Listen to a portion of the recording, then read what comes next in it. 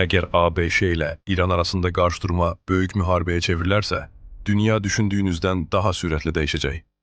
İlk mərhələdə bu dəqiq zərbələr və qalmaqallı bəyanatlar olacaq. Sonra neftin qiyməti sürətlə yüksələcək. Daha sonra isə hər şey bahalaşacaq.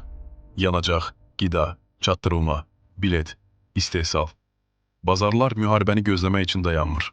İnvestisiyalar dondurulur. Biznes yavaşlayır. İqtisadiyyat nəfəsini tuta-tuta işləyir.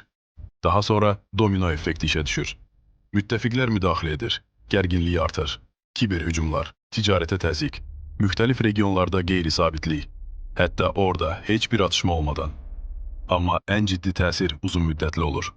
Silaha daha çox pul xərclənir, inkişaf üçün daha az, daha çox qorxu, ölkələr arasında daha az etibar.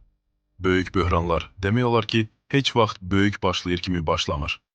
Onlar belə sözlərlə başlayır. Bu qısa müddətli idi və sonra bütün 10 illiyi dəyişdirir. Bu videonu yadda saxla ki, sonra yenidən baxa biləsən. Biz gələcəyi yenidən yaza biləcək bir dövrdə yaşayırıq.